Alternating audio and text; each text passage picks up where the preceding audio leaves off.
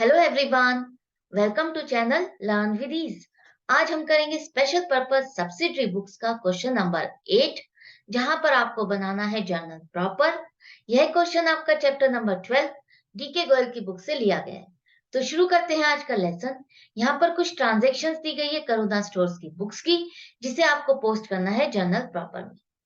कुछ स्टूडेंट्स का डाउट था कि किसी भी ऑर्गेनाइजेशन का बिजनेस कैसे पता चलेगा कि वो किस चीज में ट्रेडिंग करता है या मैन्युफैक्चरिंग करता है, ये कैसे पता चलेगा। तो फ्रेंड्स, स्टूडेंट्स, वो आपको पता चल सकता है उस ऑर्गेनाइजेशन के नाम से। जैसा कि आपको यहाँ पर दिया हुआ है कुबेर फर्नीचर स्टोर, इसका मतलब है इस ऑर्गेनाइजेशन का बिजनेस है फर्नीचर का। तो यहाँ पर हमें नहीं दिया हुआ, लेकिन वो जिस चीज में ट्रेडिंग करता है उसके लिए उसने मेंशन किया है गुड्स। गुड्स का मतलब ही यही है जिस सामान में वो ट्रेडिंग कर रहा है, परचेज या सेल कर रहा है, उसके लिए यहाँ पर मेंशन किया गया है गुड्स। तो आई होप ये डाउट आपका क्लियर हो गया होगा। नेक्स्ट, यहाँ पर आपको जर्नल का फॉर्मेट दिया गया है। इसे समझने के लिए आपको जर्नल एंट्रीज की चैप्टर को देखना होगा, वरना आप प्लेलिस्ट में जा सकते हैं, जहां पर मैंने जर्नल के चैप्टर को अच्छे से समझाया है, एक एक पॉइंट को क्लियर किया है। अगर आपका बेस और स्ट्रॉन्ग करना है तो आप उस प्लेलिस्ट को देख सकते हैं। तो फर्स्ट ट्रांजेक्शन है आपकी purchased furniture on credit from Kuber furniture store for ₹15,000। अब आपने कुछ फर्नीचर खरीदा है कुबेर फर्नीचर स्टोर से 15,000 रुपए का उधार में। अब आप ये देखो, हम इस ट्रांजैक्शन की एंट्री अपनी जर्नल में कर रहे हैं, परचेज बुक में क्यों नहीं कर रहे? आप बता सकते हो? यस, क्योंकि परचेज बुक में हम सिर्फ उन ट्रांजैक्शंस की पोस्टिंग करते हैं जो उधार पर है। दूसरा, उन चीजों की परचेज की पोस्टिंग करते हैं जिसमें उस ऑर्गेनाइजेशन की ट्रेडिंग है। मतलब जिस चीज की वो खरीद बेच करता है, उसी सामान के लिए पोस्टिंग आप करोगे अपनी परचेज बुक में।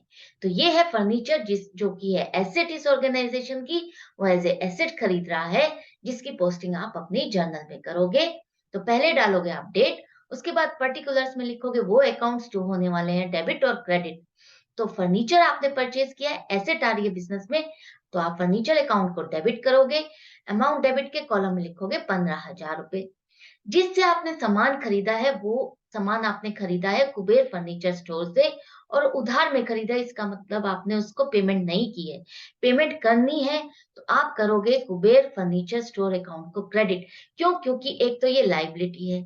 दूसरा, अगर आपने पेमेंट की होती तो आप यहाँ पर कैश या बैंक अकाउंट लिखते। अब वो किया नहीं है, तो उसकी जगह पर आपको जिसने जिसने आपको बेचा है सामान, उस ऑर्गेनाइजेशन, उस शॉप का नाम आप लिखोगे, ताकि आपको पता चल सके कि आपको उससे पेमेंट करनी है। अमाउंट क्रेडिट के कॉलम में लिखोगे भी 15,000 रुपए। नरेशन लिखोगे furniture purchased on credit. Next है goods for ₹6,000 given away as charity.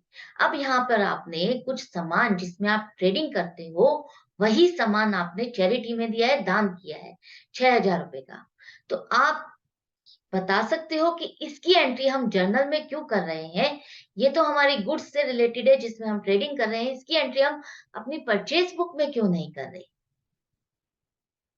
क्योंकि परचेज बुक में आपका सिर्फ और सिर्फ डेबिट कॉलम होता है, क्रेडिट का कॉलम नहीं होता। वहां पर हम वही ट्रांजैक्शंस पोस्ट करते हैं जो कि डेबिट होनी है परचेज अकाउंट के साथ। तो ये जो एंट्री होने वाली है, इसमें जो अकाउंट होने वाला है क्रेडिट, वो है परचेज अकाउंट।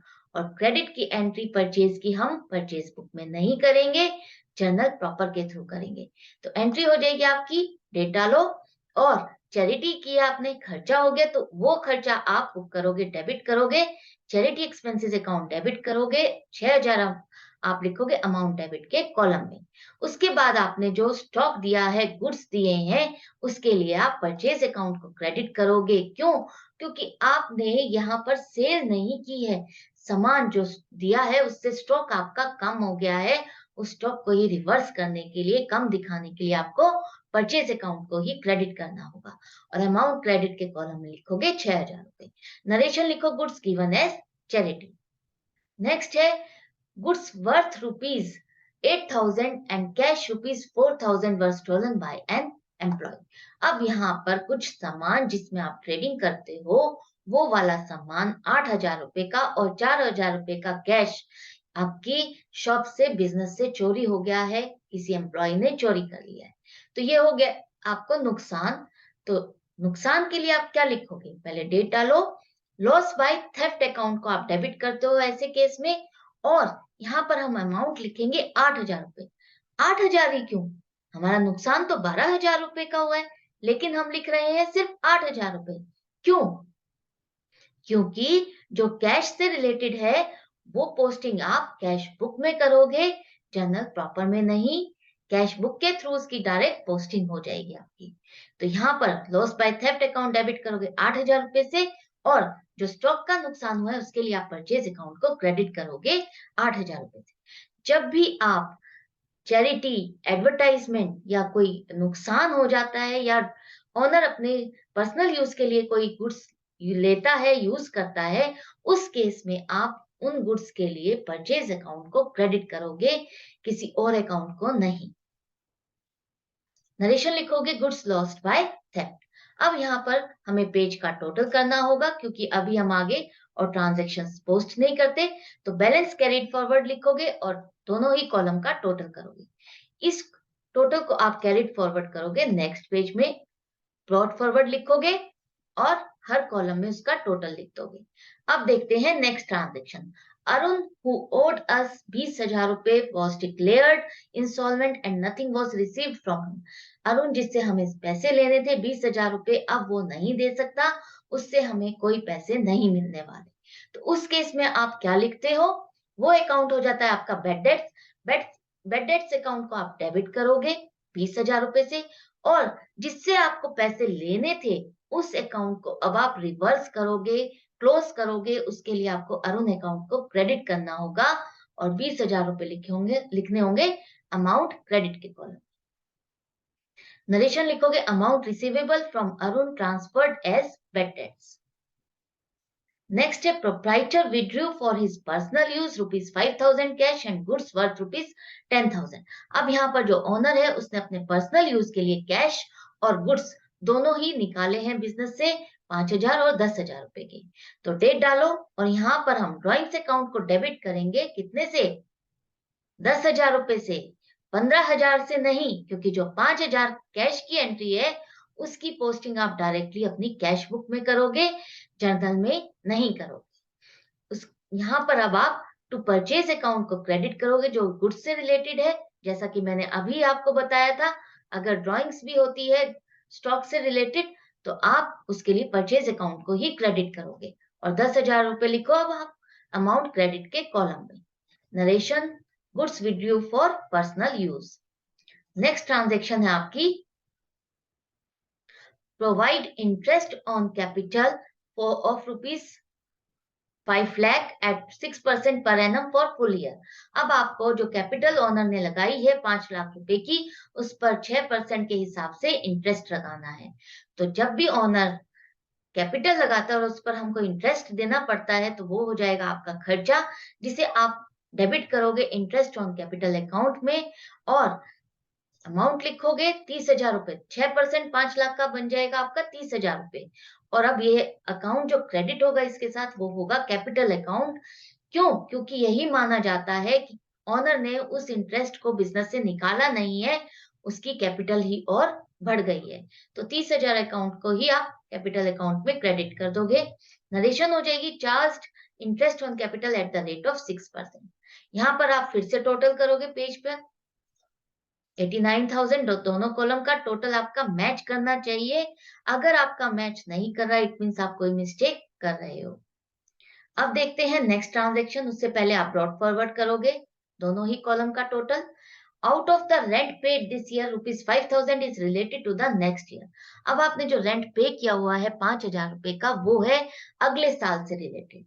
यहाँ पर जो एक इम्पॉर्टेंट बेसिक पॉइंट है अकाउंटिंग का, वो ये है कि जब भी आप कोई बुक्स मेंटेन करते हो, पोस्टिंग करते हो, वो एक पर्टिकुलर पीरियड से रिलेटेड होती है, जिसमें आप उस पीरियड से रिलेटेड ही खर्चे और इनकम बुक करते हो। ना तो आप उससे पहले के, ना ही आप उसके आगे के खर्चे बुक करोगे, ताकि आपको अपने बिज़नेस की रियल पोजीशन पता चल सके, आप इनकम पर कर रहे हो या लॉस कर रहे हो। अगर आपने उससे पहले के पीरियड के या आगे के पीरियड के भी खर्चे और इनकम डाल दिए, तो आपको ये नहीं पता चल पाएगा कि आप उस पर्टिकुलर पीरियड में जो बिज़नेस कर रहे हो, उससे रिलेटेड क्या खर्चा हुआ और क्या इनकम हुई। तो वहाँ पर आपको ये चीज़ मेंटेन करनी होती है एक पीरियड के हिसाब से। तो ये है नेक्स्ट ईयर के खर्चा आपका, तो आप इसको नेक्स्ट ईयर में ही बुक करोगे, इस साल के लिए इसको रिवर्स करना पड़ेगा। तो एंट्री हो जाएगी आपकी, जब हम एडवांस में कोई खर्चा करते हैं तो उसके लिए हम लिखते हैं प्रीपेड रेंट अकाउंट डेबिट, और ये आपकी होता है एसेट। एसेट है इसलिए आप इसको डेबिट करोगे, और जो खर्चा हमने ज्यादा बुक कर दिया था उसको रिवर्स करने के लिए आप रेंट अकाउंट को क्रेडिट करोगे 5,000 रुपए से। नरेशन हो जाएगी rent paid in advance. Next है सैलरी ड्यू टू क्लर्क्स ₹12,000। अब यहाँ पर आपको जो सैलरी देनी थी 12,000 रुपए की अपने क्लर्क्स को, वो आपने नहीं दी, वो खर्चा आपने नहीं बुक किया, तो वो हो जाएगा रॉन्ग अगर आप बुक नहीं करोगे। क्यों? क्योंकि वो आपके इसी पीरियड से रिलेटेड खर्चा है जिसे आपको पोस्ट करना जरूरी है। अगर आप नहीं करते तो वो आपके बिज़नेस के लिए रॉन्ग पोज़ीशन शो करेगा। तो यहाँ पर आप डेट डालोगे और जो खर्चा है उसे पोस्ट करोगे, सैलरी अकाउंट डेबिट करोगे 12,000 रुपए से, और ये आपकी एक लायबिलिटी है जिसे आपने पे नहीं किया है, जिसे आप पोस्ट करोगे सैलरी पेबल अकाउंट में या आउटस्टैंडिंग सैलरी अकाउंट में।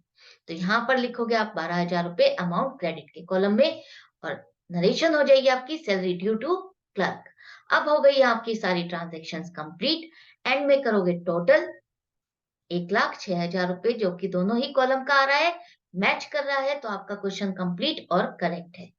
आई होप ये क्वेश्चन आपको इंटरेस्टिंग और अच्छा लगा है, सीखा भी है, रिवाइज हो गया है आपका जर्नल एंट्रीज का टॉपिक। मैं मिलूंगी आपसे नेक्स्ट वीडियो में नेक्स्ट क्वेश्चन के साथ, लेकिन आप जाने से पहले चैनल को सब्सक्राइब कर दीजिए, लाइक कीजिए और शेयर कीजिए अपने फ्रेंड्स के साथ। बेल आइकन को प्रेस करना ना भूलें ताकि वीडियो डलते ही नोटिफिकेशन आए। अगर आप मुझसे ऑनलाइन क्लासेस चाहते हैं तो please connect with me on WhatsApp 9212666015। Good bye and take care.